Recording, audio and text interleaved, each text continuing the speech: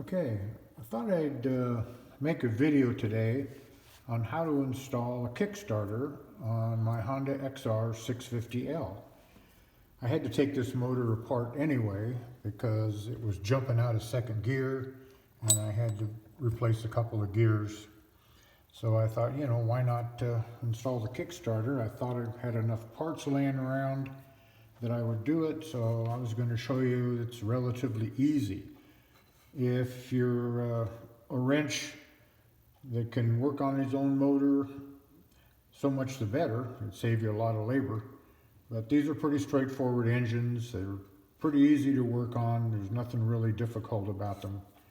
So what happens is, when you open up the cases, you'll find two things. One, all the machining still exists for the kickstart mechanism. So Honda's basically using the 600R cases. So you got the machining in here, the screws are tapped, everything, the Kickstarter mechanism just slides right in. The problem comes right here with the counter shaft. The end of the counter shaft in the 650Ls is not machined to fit this bushing, okay?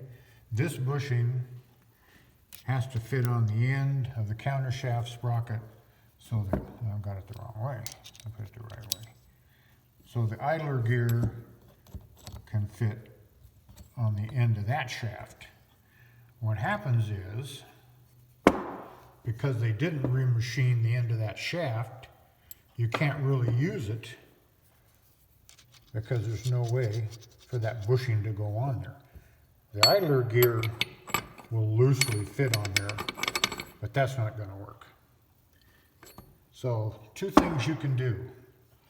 You could pull that shaft out, you could take it to a machine shop, and you could have it turned down to fit that bushing.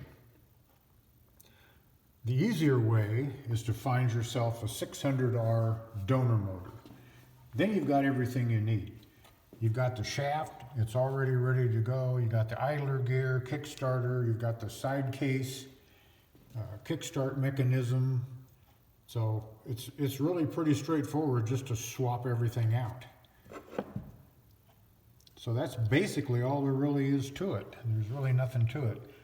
The other thing I'm going to do, as long as I have it apart, is I'm going to replace second gear here with a 1/2 different gear to give me a closer ratio between first and second. It's pretty wide spaced, and when you go off-road, you'll find yourself shifting quite a bit to try to keep the engine RPMs up a little. So that's one thing that's really easy. It's inexpensive. I think the gears are about 70 bucks for this one gear.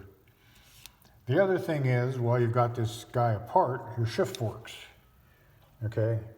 This is what shift forks should look like. Nice, clean, and straight. If your shift fork looks like this guy, trash it. It's going to give you problems. This is what will cause hard shifting. It'll cause it to jump out of gear. So you don't want that. The other thing is your shift drum. When you look at the shift drum, there's a lot of videos on these guys. You want to look right here in this area on the high lump. That needs to be nice and smooth. If that thing's really rough and chewed up, you need to replace your shift drum. If it's just a little rough, take some emery paper and smooth them out. Go all the way down. So as long as you got it apart, you might as well check everything, because you don't want to open these guys up twice. There's nothing worse than getting it back together and firing it up and finding out you got a problem. So anyway, I hope that helps you out if you decide to do this. It's pretty straightforward, pretty simple. And if you find the donor motor, you've got just about everything you need. So, all right, have a good day.